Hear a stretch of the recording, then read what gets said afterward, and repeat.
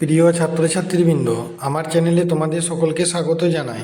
আজ তোমাদের কাছে যে প্রশ্ন উত্তর এনেছি সেটি উচ্চ মাধ্যমিক চতুর্থ সেমিস্টার ইএনভিএস এনভায়রনমেন্টাল স্টাডিজ অর্থাৎ পরিবেশবিদ্যা বিষয় প্রশ্ন উত্তর। এই 2 নম্বরের প্রশ্ন উত্তরগুলি প্রথম থেকে শেষ পর্যন্ত দেখার সাথে আমার চ্যানেলে নতুন হয়ে থাকলে চ্যানেলটিকে সাবস্ক্রাইব করে দিও। দেখো, মাটি দূষণ কি মানব স্বাস্থ্যের ক্ষতি করতে পারে? কিভাবে না, হ্যাঁ, ক্ষতি করতে পারে। মাটিতে উপস্থিত বিভিন্ন জীবাণু মানুষের রোগ সৃষ্টি করতে পারে। তাছাড়া মাটিতে উপস্থিত ভারী ধাতু এবং জৈব অভঙ্গুর পদার্থ সমূহ মানুষের হাত বা কৃষিজ ফসলের মাধ্যমে দেহে প্রবেশ করে প্রাণঘাতী রোগও সৃষ্টি করতে পারে। আচ্ছা, মাটির ভালো উর্বরতার জন্য গড় পিএইচ মাত্রা কেমন হওয়া দরকার? না, যদিও ফসল ভেদে প্রয়োজনীয় পিএইচ মাত্রাও পরিবর্তিত হয়, তবুও বেশিরভাগ ক্ষেত্রে ভালো মাত্রা হলো পিএইচ 6.0 থেকে 7.0। মাটির উর্বরতার জন্য কোন মৌল তিনটি সঠিক মাত্রায় মাটিতে থাকা আবশ্যক? সেই তিনটি হলো নাইট্রোজেন, ফসফরাস ও পটাশিয়াম। অত্যন্ত দরকার। এই তিনটেকে একসঙ্গে এনপিকে বলা হয়। বায়ু দূষণ ঘটিত 4টি প্রধান রোগের নাম: ডিসলেক্সিয়া, ফুসফুসে ক্যান্সার, ব্ল্যাকফুট ডিজিজ আর টিউমার। মৃত্তিকা দূষণ নিয়ন্ত্রণে দুটি উপায় কি? না, কৃষিক্ষেত্রে ক্ষতিকর কীটনাশকের ব্যবহার নিয়ন্ত্রণ করা আর জৈব প্রযুক্তিতে চাষের প্রচলন বৃদ্ধি করা। আচ্ছা, শব্দের তীব্রতা কিভাবে পরিমাপ করা হয়? না, মূলত শব্দের প্রাবল্য দিয়ে শব্দ দূষণ নির্ণয় করা হয়। এই প্রাবল্য পরিমাপের প্রচলিত একক ডেসিবেল। আলেকজান্ডার গ্রাহাম বেলের নামানুসারে এই এককের নামকরণ হয়েছে। রাতের ঘুমানোর ঘর এবং পাতা নড়ার শব্দ এর তীব্রতা কত?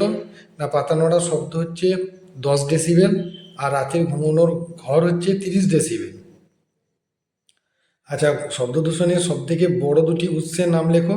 না, বিভিন্ন যানবাহনের ইঞ্জিনের হর্নের আওয়াজ, যাত্রীদের কোলাহল প্রভৃতি। এছাড়া রেল পরিবহনের সময় ইঞ্জিন ও হর্নের আওয়াজ আর স্টেশনে যাত্রী ও ব্যবসায়ীদের কোলাহল প্রভৃতি। পরবর্তী প্রশ্ন দেখো, মানুষের উপর শব্দ দূষণের প্রধান দুটি ক্ষতিকর প্রভাব লেখো। 1 নম্বর, ক্ষণিকের জন্য উচ্চ মাত্রা শব্দ আংশিক বধিরতা ও কানের পর্দা সাময়িক ক্ষতি করে।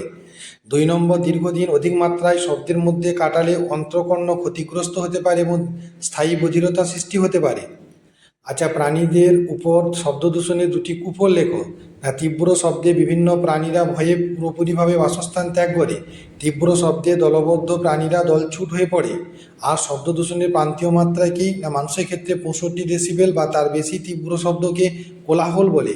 এই জাতীয় শব্দ মানুষের পক্ষে ক্ষতিকর, তাই 65 ডেসিবেল তীব্রতার শব্দকে শব্দ দূষণের প্রান্তীয় মাত্রা বলে।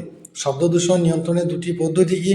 1 নম্বর, শিল্প কারখানায় কম শব্দ উৎপাদনকারী যন্ত্র ব্যবহার করতে হবে।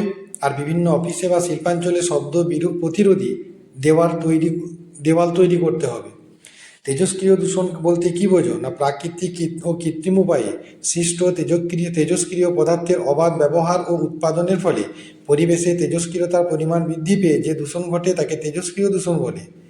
এই তেজস্ক্রিয় দূষণের কয়েকটি ক্ষতিকারক প্রভাব লেখো।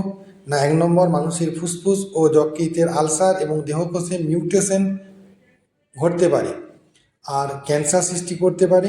বিকলাঙ্গ শিশু জন্ম হতে পারে আর প্রকৃতির বাস্তুতন্ত্রে ক্ষতি হতে পারে। দূষণজনিত রোগ ব্যাধি কি? না, সমুদ্রের তৈল দূষণের ফলে পাখিদের কি সমস্যা হতে পারে?